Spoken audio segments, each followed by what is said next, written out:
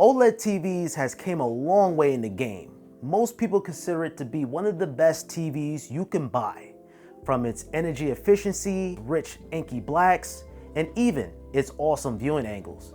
Anywhere you are around the room, you're getting the best picture quality. But some of the disadvantages of going with an OLED, the price tag. The price was just too high at the time, and you're risking yourself of screen burning. With the technology getting better, things getting a little bit more cheaper, should you buy an OLED TV in 2023? What I have behind me is the LG C1 OLED, and I picked it up 2 years ago, 2021 of November, and I want to give you guys my review. Now, spoiler alert, I'm actually going to be taking down this TV and putting up my Sony A80L OLED TV. Stay tuned for that video, but that's for another day. If you watch my room tour, I came from the Samsung QLED 60, and that TV was okay, but I regretted myself not going with an OLED, especially if you have a PS5 and an Xbox Series X that can go all the way up to 4K at 120 Hertz. It was a day and night difference. Literally, you're gonna notice the OLED right away. It is a thunderstorm outside, so bear with me, guys.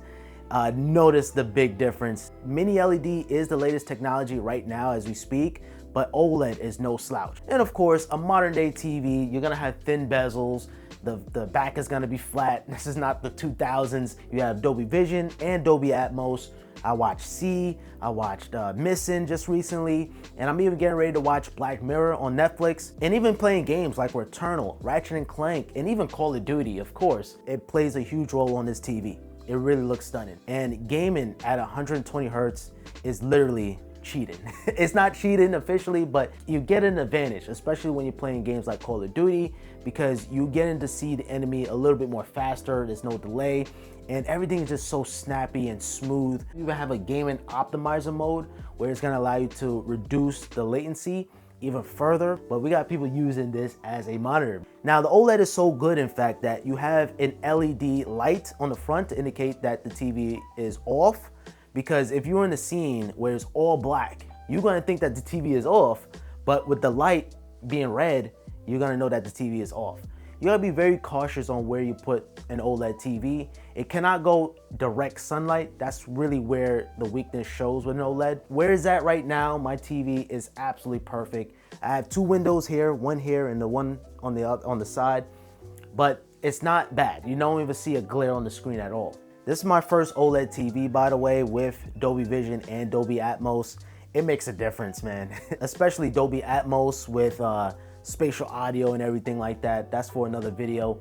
It is just French kiss. And you don't even have to go with this particular model at all. Just OLED TVs in general are just going down in price, because the price that I paid for this was $1,500. Now you can get a 55-inch C1 OLED LG for $1,000. Unfortunately, currently the sale has ended. The price went back up to $1,300, but still cheaper than what it was in 2021. Now, yes, it's not cheap, but it's far more cheaper than what it was before. Now, to answer the question, what about screen burning? You don't have to worry about it with this TV. This has all the tech that you need to prevent burning. And once in a blue moon, the TV is gonna recommend you to have pixel cleaning, but you can operate when the TV is off. So whenever you're done watching TV for the day, you can operate it. So when you turn off your TV, it's gonna just clean the pixels in the background. And that leads me to tvOS, which I don't even touch at all. I'm gonna be honest, since the day I got this TV, I always had an Apple TV. I never touched the OS on the LG just because of my Apple TV. Just watch my Apple TV review. You guys are gonna know how much I love the Apple TV 4K. I am gonna miss using this remote. This remote is pretty unique. So when you're adjusting the inputs, you actually have this cursor. I don't like how big the remote looks. This is how the LG remote looks like, and it is pretty big. You have the number pad here. It's just so much, I wouldn't even say wasted space. It's just stuff that I just don't use. I rarely use this TV remote. I just rely on the Apple TV.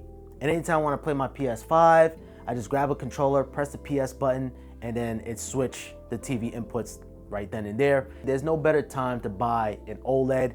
You're gonna get superior viewing angles. You're gonna get those inky blacks, which you're gonna love, and the vibrant colors. So overall, I'm praising this TV so much. Why am I taking it down? Like I mentioned on the beginning of the video. Shout out to Sony. They reached out to me. They praised my channel. They love it.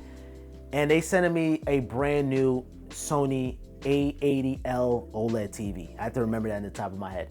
Now, I'm not gonna be reviewing it on this video. Just wanna do a long-term review on the C1.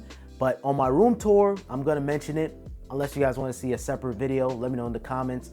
But I am gonna be upgraded. So I'm getting a bigger display, it's coming in at 65-inch opposed to 55-inch that I have currently right here. And it's gonna be more tailored for the PS5, so you're gonna get a better PS5 experience. So it's supposed to be an upgrade. There's not gonna be a bigger upgrade coming from my previous Samsung Q60 to the LG C1. That was just an absolute day and night difference. So going from the LG to the Sony OLED, I'm sure it's gonna be an upgrade, but it's not gonna be a big leap. Thank you guys so much for watching. If this video was helpful, I appreciate it with a thumbs up. Subscribe if you're new around here with notifications on. Follow me on Instagram and on Twitter at Simplypops. Until next time, have a simple day.